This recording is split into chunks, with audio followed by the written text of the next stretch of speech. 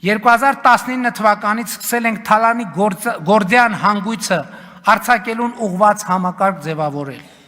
Այդ գործը արել ենք հետևողական ու սկզբունքորեն։ Այդ գործը հետևողականորեն շարունակել ենք COVID-ի համավարակի, պատերազմի, ետպատերազմյան ճգնաժամի, տարածաշրջանային էսկալացիաների, համակարգային թալանի դիրքերից հանդես եկող քաղաքական ուժերի դիմադրության, աշխարհակարգի փլուզման, Հայաստանի ժողովրդավարական իմիջը միջազգայինորեն պահպանելու կենսական անհրաժեշտության պայմաններում, զուգահեռ տնտեսությունը աճեցնելով աննախադեպ չափերով 43.5%-ով։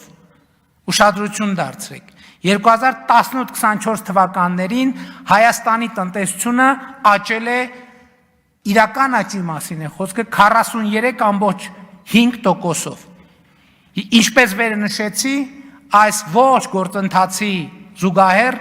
բյուջեին բերելով լրացուցիչ 4.2 միլիարդ դոլար եկամուտ, ապահովելով մեր երկրի կայունությունն ու անկախությունը, մեծացնելով մեր երկրի ինքնիշխանությունն ու ինքնիրույնությունը, ապահովելով եւ երաշխավորելով երկրի ինքնիշխանության ամենանվազագույն ատրիբուտներ, օրինակ, որ Հայաստան մուտք գործող եւ Հայաստանից դուրս եկող քաղաքացիները անձնագրային հսկողություն անցնեն միայն ու միայն Հայաստանի Հանրապետության սահմանապահ զորքերի զինծառայողների կողմից։ Ճոխություն, որ մեր պետությունը 33 տարիների անկախության շրջանում իրեն այդպես էլ չէր կարողանում թույլ տալ։ Եվ այս ամենին զուգահեռ ստեղծել ենք ապօրինի գույքի բռնագանձման համակարգ, դատախազության կողմից համայնքային շահերի պաշտպանության համակարգ, այս համակարգերը այլևս Հայաստանի Հանրապետության իրավակարգի անբաժանելի մաս են, որպես ինստիտուտ, որը գողացված գույքերի վերադարձի գործընթացը դուրս է դնում էմոցիաների եւ քաղաքական նպատակահարմարությունների դաշտից։ Կառավարող մեծամասնությունը ոչ թե իր ձեռքն է վերցրել ապօրինի գույքի բռնագանձման համակարգը, այլ պետության եւ ժողովրդի համար ստեղծել է համակարգ, որը գործելու է ընդմիշտ։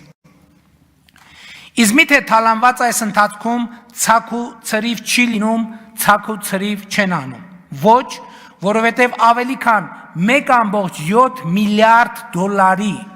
առերևույթ ապօրինի ձեռք բերված գույք այս պահին գտնվում է կալանքի տակ եւ դա հնարավոր չէ օտարել։